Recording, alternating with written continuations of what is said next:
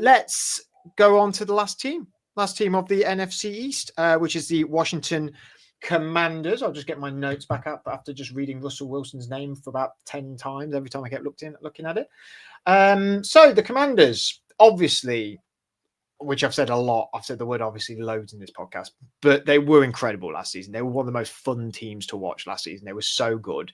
They've reinforced themselves with Javon Kinlaw, Von Miller, Jonathan Jones, Dietrich Wise.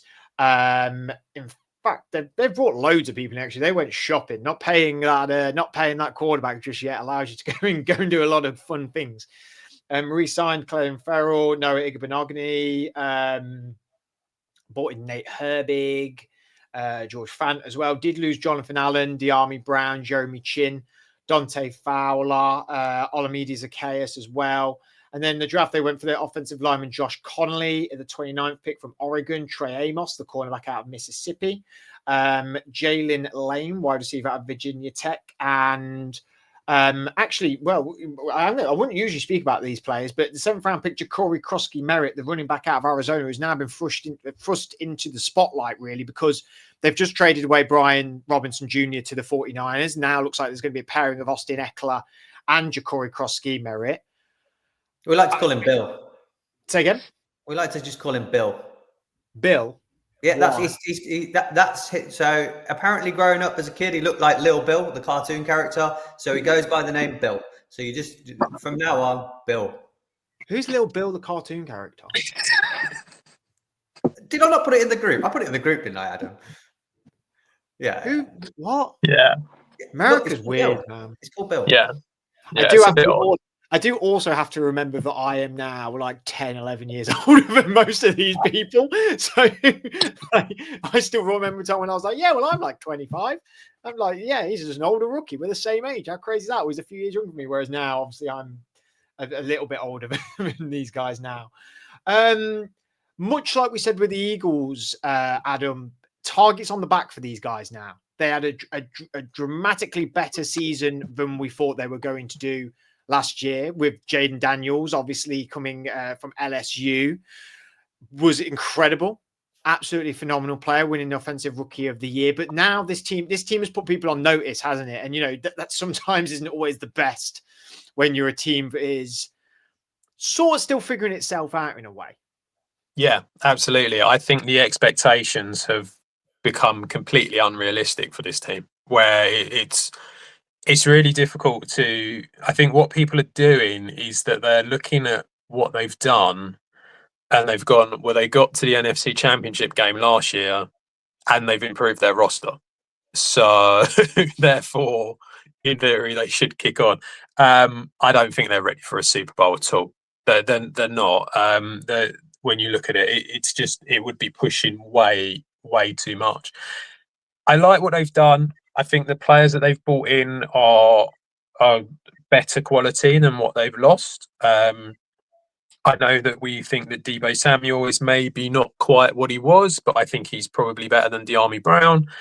I think that Von Miller and Dietrich Wise are probably better than Dante Fowler, who left. Javon Kinlaw and Jonathan Allen, probably say Jonathan Allen maybe a little bit better than Javon Kinlaw, but I think it's a fair comparison. They brought in Laramie Tunsil, which I think is huge for them. That's a massive win for Jaden Daniels and the O-line. And they drafted, I think they didn't have many picks, but they drafted pretty well. I like Josh Connolly out of Oregon. I think Trey Amos is a really good corner and he was underrated. I think he was good. Obviously, as we've seen with Ja'Cory Bill Krosky-Merritt,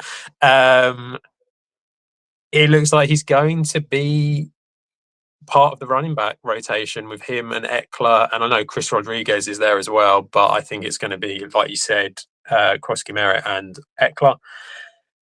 It's the same coaching staff as last year, which I think is good. One thing that was really interesting last year, first 11 games, real heavy screen game, which is like typical Cliff Kingsbury, what he did with Kyler Murray and all that. But they did pivot away from that because everyone knew what they were going to do and they were still successful, which a lot of people said that Cliff Kingsbury couldn't do. I think that's quite promising that you can see that, because it means that they can win in different ways, and I think that that's definitely a benefit for them. I like a lot of what they've done. I think they're going to do really well. I think that they are a playoff team. I think the idea of getting to the NFC Championship game is going to be tough for them, and if they don't get there, it shouldn't be considered a failure. I think they're one of these teams that's just, they went on a very, very good run at the end of last season and it all clicked. And like you say, sometimes you can fly too close to the sun, I suppose, and get burnt. So in the long run, so yeah, I think that's the issue for them. But yeah, they're still going to be a great team. I think they may get burnt. Yeah, to be honest with you, I think they'll drop down a bit. My issue is I just think we've historically seen this now, Andrew, where we see a new player come in predominantly at quarterback and they just skyrocket to the moon. And we're like, wow, on this player. And we tend to see the second year, it just takes a little bit of a step back. It's not a negative. It's, CJ Stroud, it happened with him. Look how fantastic he was in their rookie year. Second year, it just took a step back a little bit.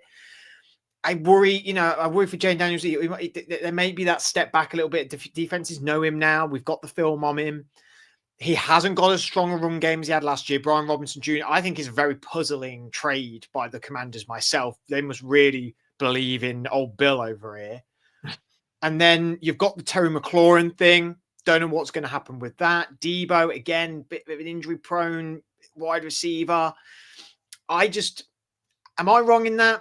Am I making too much? I think Jane Daniel is phenomenal and will be phenomenal. I just think, let's take a deep breath here. Yeah, I think they are better than the Cowboys and the Giants, but I think they're a long way from the Eagles. And when you're talking about the success they had last year, I think they're so far behind them.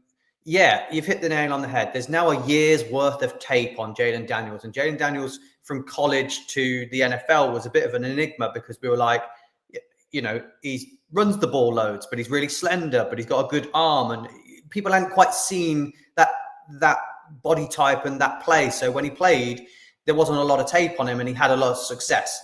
Now there's going to be a full year's worth of tape. So defenses are going to be able to write up plays to be like, right, this is how we stop him this season. So I think there'll be a slight drop off in his play, but he's still going to be great.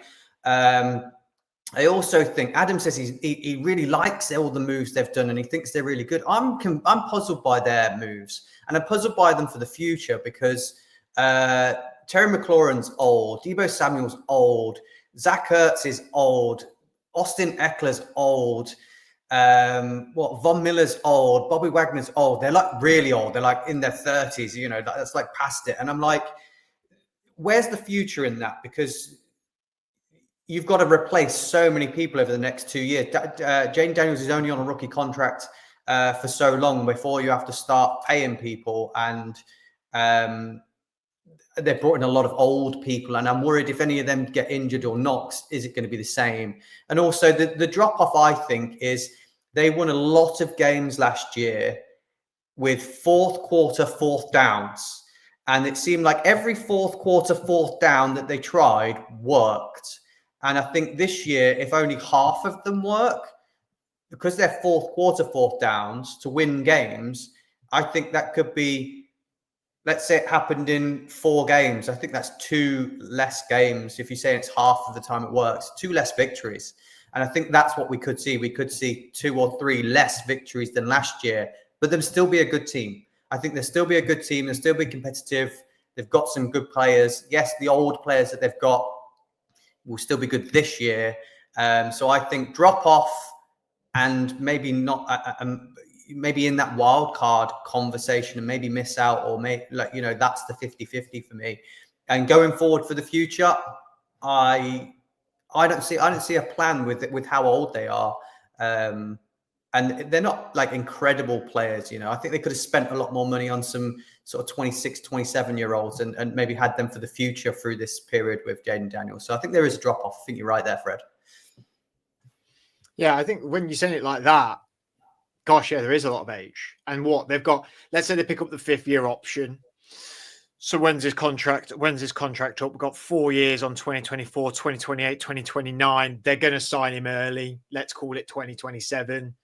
You've got 2 years to really get that money out there, to get them players in. You know, they made moves last year trading for Marshawn Lattimore and this Terry McLaurin stuff. And it's a bit like, and it's interesting with Terry McLaurin because it feels like a lot of it is he's asking to be traded or anything like that. But if I'm him, I'm looking at his team and thinking, this is the best quarterback I've ever had here. He's only got 1 year left, hasn't he? He's got 1 year left on his contract, and they've just brought Devo in on a 2 year and paid him. Yeah, so I think he's a little bit like, I've got 1 year. Like, can you pay me, please? You've just paid Devo. Can you pay me? I think that's the issue there. I don't know how you can, a guy that's been on your team since you drafted him and been your superstar and very underrated, I think. How can you not be like, yeah, you're a lifer here. Let's pay you until you want to, wind it down. Find that bizarre. I think when we look, I've just gone back onto my notes and because it's just gone to the top. It's gone to what the Eagles bought in, and you go, Azeez Ojulari was on the table for you there. I think he would have fit really nicely, and he's a fairly decent age for the Commanders. You've got Josh Uche there as well. Decent age, probably fits a bit of a need for you, guy under Bobby Wagner.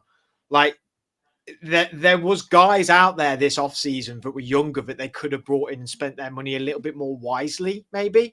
And they haven't done that. And I just think these teams do take a bit of a step back. I think they were too good too soon last year in a way. And now it's like we're bringing back. And I have to be frank, I think they're very lucky to have kept the offensive coordinator. I think they were very lucky to keep Cliff Kingsbury in the offseason because there was a lot of teams that were sniffing. He really shone with that offense last year. And it did feel like we didn't say Dan Quinn was the head coach. As a head coach, haven't we? It didn't go well. Oh yeah, but it was sort of like whenever we talked about them last year, it wasn't Dan Quinn the head coach; it was Dan Quinn and Cliff Kingsbury. It was like this tandem that we talked. Yeah, about.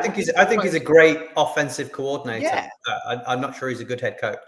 Well, we'll see what he does. I think there were some teams that were pretty desperate this season, and when they were looking for their coaches.